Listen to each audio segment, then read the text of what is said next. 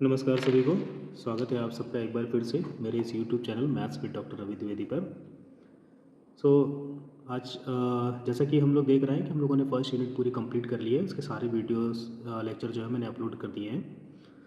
तो जो भी टॉपिक हम लोगों ने कवर किए हैं उस पर मैंने एक अराउंड 50 क्वेश्चंस का एक MCQs का एक प्रैक्टिस सेट बनाया है, जिसे आज हम लोग यहाँ इस वीडियो में डिस्कस करने वाले हैं। एंड आई एश्योर कि ये पूरा सेट लगाने के बाद इस यूनिट से जो भी क्वेश्चन आएंगे आप उन्हें 100% टैकल कर पाएंगे। ठीक है, तो इन क्वेश्चंस को मैंने बाइलिंगुअल बनाने की कोशिश की है, ताकि हिंदी और इंग्लिश मीडियम है ना, जो भी हिंदी और इंग्लिश में कंफर्टेबल होंगे उन क्वेश्चंस को समझ पाएंगे और इनसे कुछ सीख पाएंगे। ठीक है, तो चलिए शुरू करते हैं। मेरा पहला क्वेश्चन है कि Baudhayana is historically credited with an early form of which result, है ना। बोधायन गणितीय परिणाम के प्रारंभिक रूप से जुड़े माने जाते हैं। तो किस मतलब बोधायन बेसिकली किस चीज़ के लिए फेमस है। तो हम सब जानते हैं बोधायन ने पाइथागोरस थ्योरम जो है उसका अर्लीस्ट फॉर्म प्रेजेंट किया था। सो हमारा यहाँ पे आंसर जो ऑप्शन बी होगा वो करेक्ट आंसर होगा। ठीक है, अगला क्वेश्चन हमारा है Apastamba is best known for contributions to.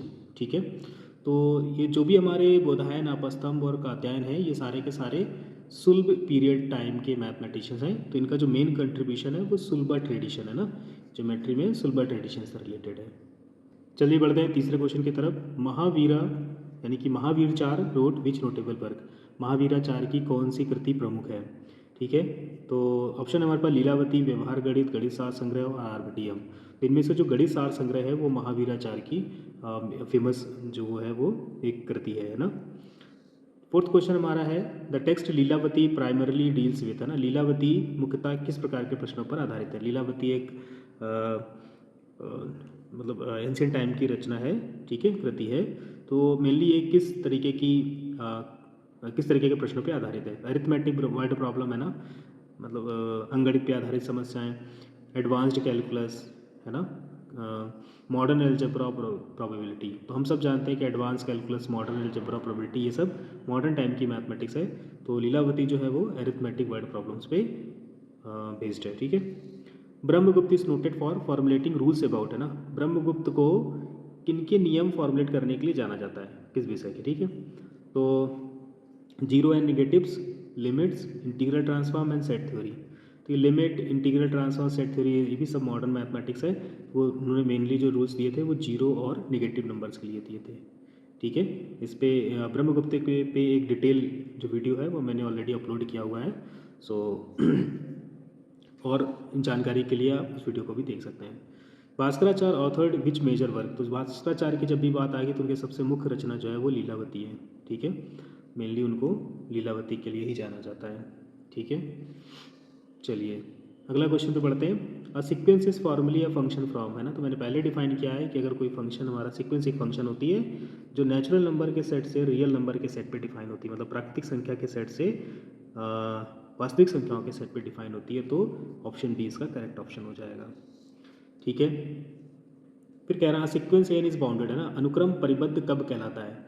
कोई भी सीक्वेंस है बाउंडेड कब होगा। तो कोई भी सीक्वेंस बाउंडेड तब होता है जब हमें एक नंबर स्मॉल के और एक कैपिटल के इस तरीके से मिले कि सीक्वेंस के सारे टर्म इस कैपिटल के से छोटे हो और स्मॉल के से बड़े हो। या फिर हम इसको ऐसे भी लिखते हैं कि मॉड एन जो है ना, ये लेस आर इक्वल टू कोई नंबर कैपिटल के या कैपिटल एम हो जाए। तो इस हिसाब से हमारा जो फर्स्ट ऑप्शन है वो करेक्ट हो जाएगा। ठीक है, अब देखो इसके बाद है हमारा क्वेश्चन है every convergent sequence in R. R का मतलब यहाँ पे रियल नंबर से है। वास्तविक संख्याओं में हर अभिसारी अनुक्रम कैसा होता है। तो कोई भी कन्वर्जेंट सीक्वेंस है तो वो बाउंडेड होती है, ना भी आर में होगा, है ना। कोई भी कन्वर्जेंट सीक्वेंस है तो वो कैसी होती है, every convergent sequence is bounded. बहुत इंपॉर्टेंट थ्योरम है ना। इसके लिए भी मैंने एक वीडियो अलग से अपलोड किया हुआ है, जाके उसको देख सकते हैं फॉर फर्दर डिटेल। चलिए बढ़ते हैं अगले क्वेश्चन की तरफ हम लोग। अब monotonic increasing sequence A N satisfied, है ना। कोई अगर वर्धमान अनुक्रम है ना, एक दिष्ट वर्धमान अनुक्रम है तो उसके लिए क्या शर्त है। तो कैसे पहचानोगे कोई जो सीक्वेंस है मोनोटोनिक है या नहीं है। तो हम लोग क्या करते हैं, ए एन प्लस वन अगर इसकी value greater or equal to A N है तो मोनोटोनिकली इंक्रीजिंग है ये। ठीक है, इंक्रीजिंग है ये, मतलब एक दिष्ट वर्धमान है। और अगर ए N plus one less or equal to A N है तो ये डिक्रीजिंग हो जाएगी। ठीक है, तो यहाँ पूछा क्या जा रहा है हमसे पूछा जा रहा है मोनोटोन इंक्रीजिंग, तो ए एन प्लस वन क्या होना चाहिए, greater or equal to A n होना चाहिए। ठीक है, ये देखो लिमिट का question, limit N tends to infinity one upon n equals, बहुत ही आसान क्वेश्चन है। लिमिट अप्लाई कर देंगे, n is equal to infinity रख देंगे तो वन बाई इन्फिनिटी आ जाएगा, वन बाई इन्फिनिटी क्या होता है, जीरो होता है। ठीक है, तो ऑप्शन बी हमारा करेक्ट हो जाएगा। ठीक, a constant sequence A N is equal to C, कोई सीक्वेंस है जो कांस्टेंट है, मतलब उसका हर एक टर्म, हर एक पद जो है वो सी होता है। ठीक है, तो वो किस प्रकार का होगा, कन्वर्जेंट होगा, डाइवर्जेंट होगा, ऑसिलेटरी होगा, या फिर अनडिफाइंड होगा। ठीक है, तो ए एन इज इक्वल टू सी, सी अगर हमारा फाइनाइट है यानी कि परिमित है, ठीक है, तो क्या होगा, जब हम लिमिट अप्लाई करेंगे n tends to infinity A n, तो ये क्या आ जाएगा, सी आ जाएगा। ठीक है, परिमित संख्या आ जाएगी, परिमित संख्या आ जाएगा तो ये कन्वर्जेंट हो जाएगा, कहाँ पे, सी पे कन्वर्जेंट हो जाएगा।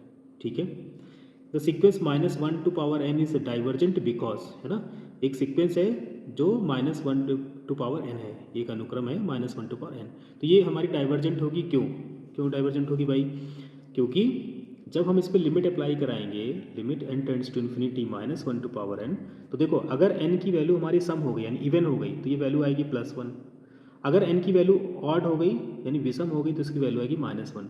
तो अब हमें ये क्लियर नहीं है कि इसकी वैल्यू प्लस वन आएगी या माइनस वन आएगी, और कन्वर्जेंट के लिए क्या होना चाहिए कि वैल्यू, लिमिटिंग वैल्यू फाइनाइट होनी चाहिए और फिक्स होनी चाहिए। तो इसका मतलब ये सीक्वेंस कैसी है, डाइवर्जेंट है, क्यों है, क्योंकि इसकी जो वैल्यू है, लिमिटिंग वैल्यू, वो ऑसिलेट करेगी between minus one and one, मतलब माइनस वन और प्लस वन के बीच में रहेगी, इसलिए डाइवर्जेंट, तो बी ऑप्शन हो गया।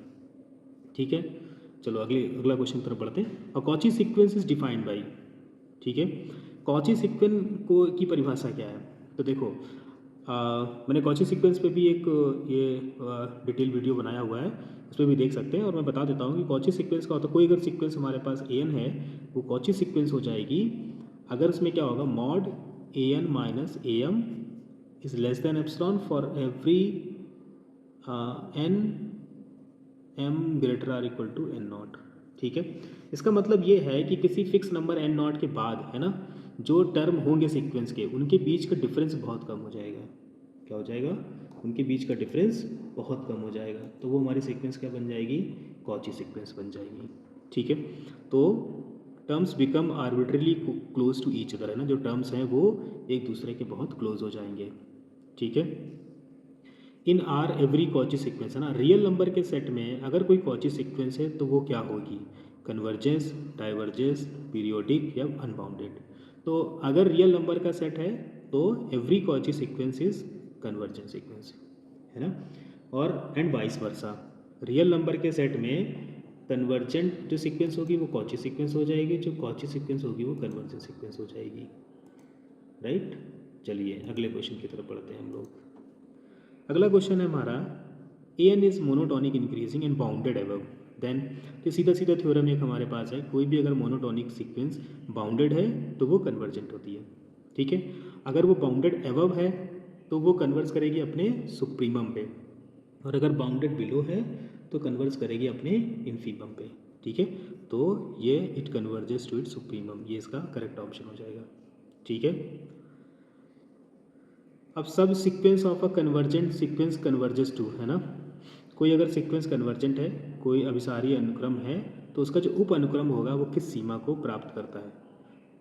तो अगर सीक्वेंस कन्वर्जेंट है तो ऑब्वियस सी बात है कि इसकी जो सब सीक्वेंस होगी वो भी क्या होगा, कन्वर्जेंट ही होगी, है ना, कोई अगर सीक्वेंस कन्वर्जेंट है तो उसका सब सीक्वेंस भी क्या होगा, कन्वर्जेंट ही होगा।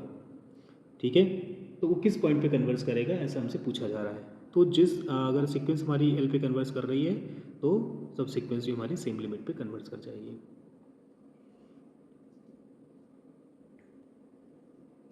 नाउ नेक्स्ट क्वेश्चन इज, अगर कोई ए एन हमारी कन्वर्स कर रही है एल पे, ठीक है, कोई सीक्वेंस ए एन है वो एल पे कन्वर्स कर रही है और उसमें 2 से मल्टीप्लाई करा दें तो वो किस पे कन्वर्स करेगी। तो ये ऑब्वियस है कि अगर limit N tends to infinity, है ना, A N is equal to L, two A N is equal to हो जाता है 2 limit N tends to infinity A N to L, right, so इसकी लिमिट हो जाएगी 2l हो जाएगी।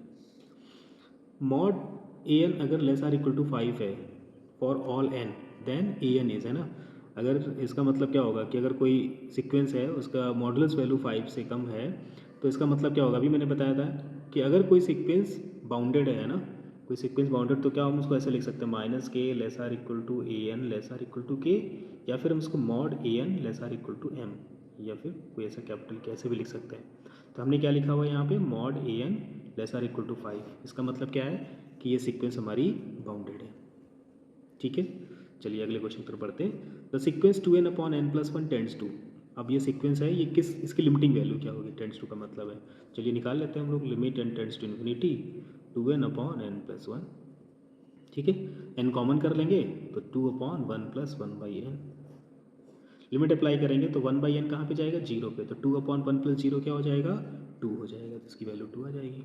ठीक है, एक सीक्वेंस विथ लिमिट इन्फिनिटी है ना, कोई सीक्वेंस है उसकी अगर लिमिट इन्फिनिटी है, मतलब उसकी लिमिटिंग वैल्यू इन्फिनिटी आ रही है, यानी अनंत आ रही है, तो उसको क्या बोलेंगे हम लोग। तो हमने ये हमारी डेफिनेशन ही होती है कि अगर limit n tends to infinity A N is infinity, तो ये डाइवर्जेंट सीक्वेंस होती है, ये हमारी अपसारी सीक्वेंस होती है। ठीक है, अगर फाइनाइट और फिक्स आएगा तो कन्वर्जेंट होती है, फाइनाइट आ रहा लेकिन एक से ज़्यादा वैल्यू आ रही तो ऑसिलेटिंग होती है ना, दोलनकारी हो जाती है। अगर ए एन 0 को कन्वर्ट कर रही है, ठीक है, तो ये सॉरी इसका आंसर हो जाएगा डाइवर्जेंट। और बी एन बाउंडेड है, then A n into B N क्या होगा। ठीक है, तो अगर ए एन 0 पे जा रही है, बी एन बाउंडेड है, तो ए एन इंटू बी एन भी है ना कन्वर्स करेगी, और किस पे कन्वर्स करेगी, 0 पे जाके कन्वर्स कर जाएगी। ठीक है, ये जाके देखो limit n tends to infinity, अगर हमें ए एन बी एन निकालना है तो हम यहाँ पे इसका मॉड लगा देते हैं, तो ये हो जाएगा limit n tends to infinity mod A n into limit n tends to infinity mod b n. अब बी एन चूँकि हमारी कैसी बाउंडेड है ना, या ना भी लिमिट लगाएं, बी एन बाउंडेड है, मतलब कोई ना कोई ऐसा नंबर m होगा जिससे ये इस तरीके लेस आर इक्वल टू होगा, तो हम क्या करते हैं उस m को इधर लिख लेते हैं, limit n tends to infinity mod A n. अब ये जा रहा है लिमिट कहाँ पे, 0 पे, तो m इंटू 0 क्या आ जाएगा, 0 आ जाएगा, तो ये सीक्वेंस हमारी कहाँ पे कन्वर्ट्स करेगी, 0 पे कन्वर्ट्स करेगी। राइट, तो ठीक है, चलिए अगले क्वेश्चन की तरफ बढ़ते हैं हम लोग। इफ़ लिमिट एग्जिस्ट है ना, देन सीक्वेंस मस्ट बी। अगर लिमिट एग्जिस्ट कर रही है देन सीक्वेंस क्या होगी, बाउंडेड होगी। ठीक है, या तो वो कन्वर्जेंट होगी और या तो फिर वो ऑसिलेटिंग होगी। तो कन्वर्जेंट है तो तब भी बाउंडेड है, और ऑसिलेटिंग है तब भी बाउंडेड होगी, क्योंकि ऑसिलेटिंग है तब भी उसकी वैल्यू जो है ना दो फाइनाइट वैल्यू के बीच में होगी, है ना, तब भी वो बाउंडेड हो जाएगी। An infinite series convergence if, है ना, कोई भी अगर अनंत श्रेणी है तो वो कब कन्वर्जेंट मानी जाती है।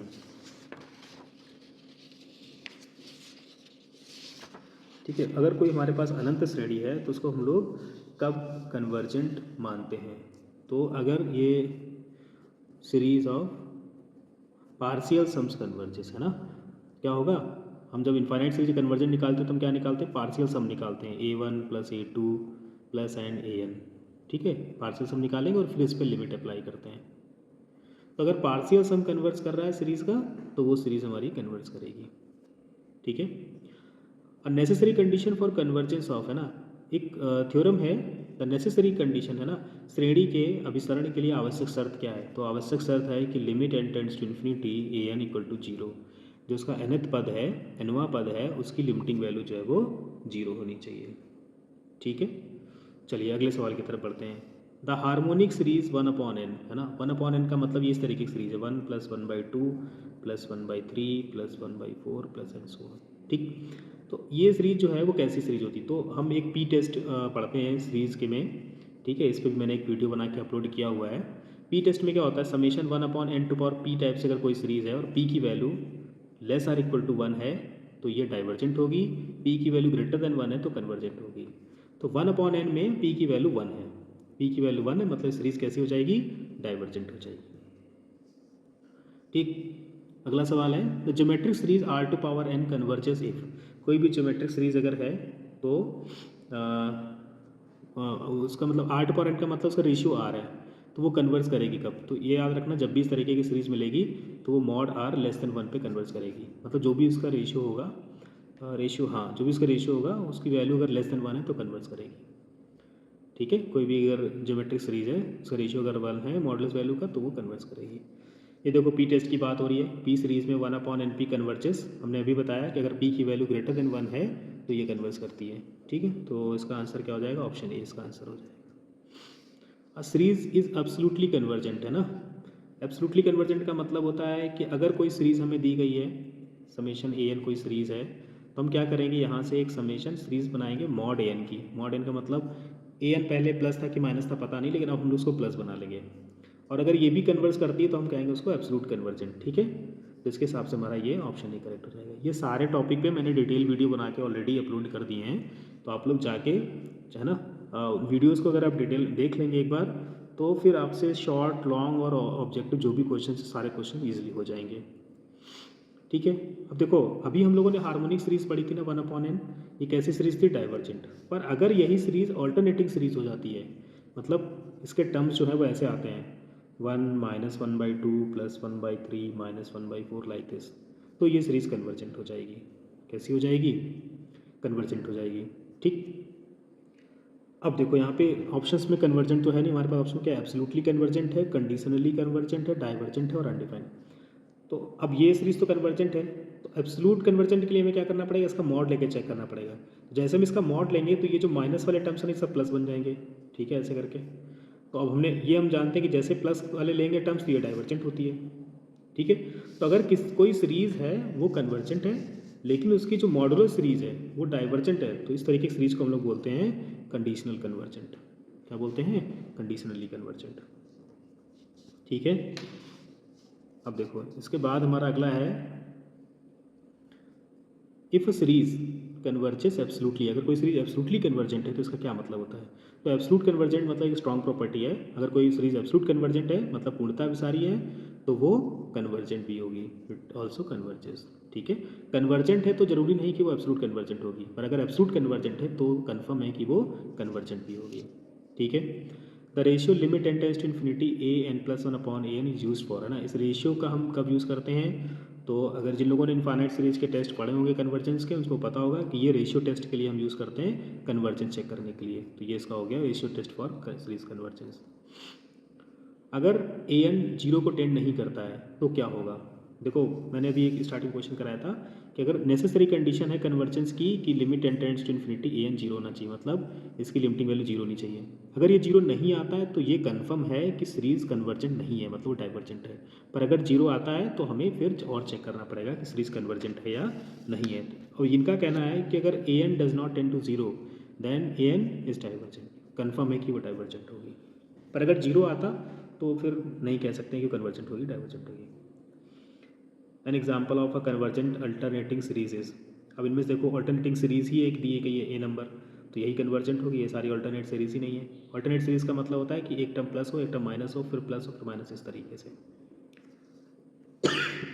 Sorry. Limit x tends to 0 sin x/x, इसकी वैल्यू क्या होती है। तो ये इसकी वैल्यू हम सब जानते हैं 1 होती है, 11th 12th क्लास से हम लोग पढ़ते हुए चले आ रहे हैं, ठीक है। एप्सिलॉन डेल्टा जो डेफिनेशन है वो किसकी परिभाषा, एप्सिलॉन डेल्टा से हम लोग किसकी परिभाषा बनाते हैं, लिमिट की, इंटीग्रल की, सीरीज़ की या मैट्रिक्स की। तो हम सब जानते हैं कि एप्सिलॉन डेल्टा जो लिमिट की डेफिनेशन जो है वो एप्सिलॉन डेल्टा के फॉर्म में भी दी जाती है। If left hand limit and right hand limit at a point differ, अगर किसी पॉइंट पे left hand limit right hand limit के इक्वल नहीं है, है ना, बाईं सीमा दाई सीमा के बराबर नहीं है, तो क्या होगा, लिमिट एग्जिस्ट करेगी, does not exist, function differentiable होगा, फंक्शन कांस्टेंट होगा, लिमिट डज नॉट एग्जिस्ट, ठीक है। ये देखिए बहुत आसान क्वेश्चन, लिमिट का x tends to 0 to 3x - a, बस इसमें x की जगह 2 रख दो, 3 × 2 कितना 6 हो जाएगा, 6 - 6 हो गया 0, तो इसका आंसर आ गया 0, ठीक है। चलिए अगले क्वेश्चन से हमारे, limit x tends to 0 mod x/x, तो mod x/x को पहले हम लोग थोड़ा समझ लेते हैं कि mod x की डेफिनेशन कैसी होती है। mod x जो हमारा होता है इसकी वैल्यू +x होती है अगर x का मान ग्रेटर देन 0 है, -x है अगर इसका मान x लेस देन 0 है, ठीक है, यहाँ ग्रेटर है। तो mod x/x की वैल्यू क्या हो जाएगी, ये 1 हो जाएगा और ये -1 हो जाएगा, x लेस देन 0 है ना, x से डिवाइड करा देंगे। तो अब देखो जब हम लोग राइट हैंड लिमिट निकालेंगे तो इसकी वैल्यू आएगी +1, लेफ्ट हैंड लिमिट निकालेंगे तो आएगी -1। इसका मतलब क्या होगा, left hand limit right hand limit के इक्वल नहीं आएगी, इक्वल नहीं आएगी तो लिमिट डज नॉट एग्जिस्ट, ठीक है। Limit x tends to 0 e⁻x - 1/x, इसकी वैल्यू क्या होगी, इसका मान क्या होगा, ठीक है। तो इसको करने के लिए हम लोग क्या कर सकते हैं, 11th 12th में पढ़ा होगा, चाहो तो एल हॉस्पिटल रूल यूज़ कर लो, ठीक है, और नहीं तो e⁻x का एक्सपेंशन भी यूज़ कर सकते हो, जो ऐसा होता है 1 + x plus x square by factorial 2 plus x cube by factorial 3 plus and so on. ठीक, और इसमें क्या करना है, -1 करना है। जब -1 कर देंगे तो ये 1 कैंसिल हो जाएगा, x plus x square by factorial 2 इस तरीके से। ठीक, यहाँ से x कॉमन ले लेंगे तो ये कैंसिल हो जाएगा, फिर लिमिट अप्लाई कर देंगे तो 1 आ जाएगा, यहाँ 1 बचेगा, बाकी सब 0 हो जाएंगे। तो आंसर इसका क्या आ जाएगा, 1 आ जाएगा। ठीक है, limit n to infinity 3n plus 1 upon 2n minus 1 की वैल्यू क्या होगी। जब भी इन्फिनिटी लिमिट हो तो हमें क्या करना होता है, जो ग्रेटेस्ट पावर होगी न्यूमरेटर से यानी अंश से, और ग्रेटेस्ट पावर हर से हम कॉमन करेंगे, फिर लिमिट अप्लाई कर देंगे। ठीक है, तो देखो यहाँ से n कॉमन करेंगे, यहाँ से n कॉमन करेंगे तो बचेगा 3 प्लस 1 बाई n, क्या बचेगा, और अपॉन में 2 plus 1 by n, n cancel हो जाएगा। ये 1 बाई n जब लिमिट अप्लाई करेंगे 0 हो जाएंगे, तो आंसर क्या आ जाएगा, 3/2। तो ये हमारा इसका आंसर हो जाएगा। ठीक है, अब देखो कोई फंक्शन है वो f है वो x बराबर a पर सतत है यानी कंटिन्यूस है। कब होगा, तो कंटिन्यूटी की मेन डेफिनेशन क्या है कि अगर लिमिटिंग वैल्यू जो है किसी पॉइंट पे वो अगर एट द पॉइंट वैल्यू के इक्वल है तो वो फंक्शन हमारा कंटिन्यूस होगा। तो यही हमारा इसका करेक्ट आंसर हो जाएगा। ठीक है, differentiability eight a point implies, अगर कोई फंक्शन किसी बिंदु पर अवकलनीय है तो इसका मतलब है कि वो उस पॉइंट पे सतत भी होगा। ठीक है, डिफरेंशिएबल मतलब कंटिन्यूस, बट लेकिन कंटिन्यूस का मतलब ये नहीं होता कि डिफरेंशिएबल भी होगा ना, इसका कन्वर्स ट्रू नहीं होता। ये एक इंपॉर्टेंट थ्योरम का है ना, पूछी भी जाती है कई बार। तो continuous at a point. Mod x differentiable at 0, तो मैं बता दूं generally mod x minus a अगर होगा तो वो at x is equal to a is not differentiable है ना, x is equal to a पर वो डिफरेंशिएबल नहीं होता है। ठीक है, x is equal to a पर डिफरेंशिएबल नहीं होता है। तो यहाँ पे क्या लिखा है, मॉड एक्स का मतलब मॉड एक्स माइनस 0, तो 0 पर ये डिफरेंशिएबल नहीं होगा। ठीक है ना, ये 0 पर डिफरेंशिएबल नहीं होगा।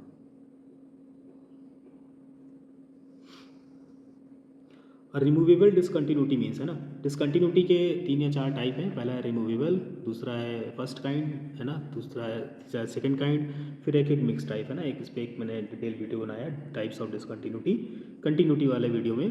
तो उसमें से पहला जो रिमूवेबल डिसकंटिन्यूटी है, इसका मतलब होता है कि अगर कोई फंक्शन है वो डिसकंटिन्यूस है बट कुछ वैल्यूज़ को चेंज करके अगर हम मतलब कुछ वैल्यूज़ को चेंज कर दें तो वो कंटिन्यूस हो जाएगा, उसको हम लोग बोलते हैं रिमूवेबल डिसकंटिन्यूटी।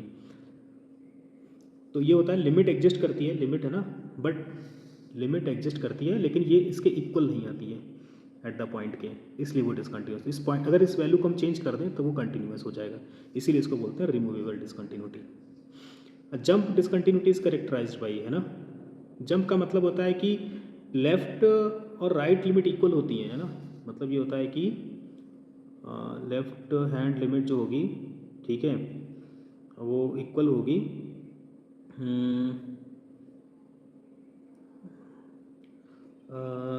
मतलब इस तरीके से है कि एग्जिस्ट करेंगी लेफ्ट हैंड लिमिट और राइट हैंड लिमिट, ठीक है, बट वो इक्वल नहीं होगी। Left hand limit right hand limit equal नहीं होगी, वो एट द पॉइंट के इक्वल हो सकती है ना, मतलब वो जो डिसकंटिन्यूटी ना वो उस पॉइंट पे जंप कर जाती है ना, उस पॉइंट को मतलब मिस कर जाती है ऐसा करके। ठीक है, तो फाइनाइट एंड अनइक्वल। फिर क्या है, डिफरेंशियबिलिटी इज डिफाइंड यूजिंग है ना, डिफरेंशियबिलिटी हम कैसे डिफाइन करते हैं, तो डिफरेंशियबिलिटी के लिए हम लोग अगर कोई फंक्शन है एफ एक्स, उसकी डिफरेंशियबिलिटी होती है limit h tends to 0 f of x plus h minus f x upon x plus h minus x, इस तरीके से बेसिकली इसको h लिखा जाता है ना। तो क्या है, ये डिफरेंस है, किसका है, डिफरेंस है, और उनका हम लोग क्या कर रहे हैं, क्वेश्चन निकाल रहे हैं, क्वेश्चन का मतलब डिवाइड करा रहे हैं और उसकी लिमिट ले रहे हैं, तो ये फर्स्ट ऑप्शन इसका ट्रू हो जाएगा। ठीक है, f is continuous on interval, अगर कोई फंक्शन f किसी इंटरवल में कंटिन्यूस है तो इसका मतलब क्या होता है कि एक वायरस्ट्रास थ्योरम है ना, वो कहती है कि अगर कोई फंक्शन इस इंटरवल में कंटिन्यूस है तो वो मैक्सिमम और मिनिमम वैल्यू उस इंटरवल में अटेंड करेगा, है ना। इंटरवल मतलब जैसे मान लो a कॉमा b है, इस पूरे इंटरवल में अगर हमारा फंक्शन कंटिन्यूस है, कहीं पे ब्रेक नहीं है, तो उस फंक्शन की मैक्सिमम और मिनिमम वैल्यू हमें इस इंटरवल में मिल जाएगी। ठीक है, तो ये मैंने कुछ क्वेश्चंस MCQs बनाए थे जो आपके एग्ज़ाम पॉइंट ऑफ व्यू से बहुत इंपॉर्टेंट है। अब यहाँ पे मैंने कुछ बोनस क्वेश्चन दे रखे हैं, आप लोगों को इसको सॉल्व करना और कमेंट में मुझे बताना है कि इनके आंसर्स क्या आ रहे हैं। ठीक है, ये 49, 50, 51, 52, 53, ठीक है। इनमें से 49, 49, 50 हम लोग ऑलरेडी कर चुके हैं। तो आप लोगों को 51, 52, 53 तीन क्वेश्चंस के आंसर मुझे कमेंट में बताना है कि क्या इनके आंसर होंगे, ठीक है। सो आज की वीडियो में बस इतने ही। अगले वीडियो में हम लोग यूनिट 2 के इम्पॉर्टेंट MCQs करेंगे। सो तब तक के लिए बाय बाय, थैंक यू।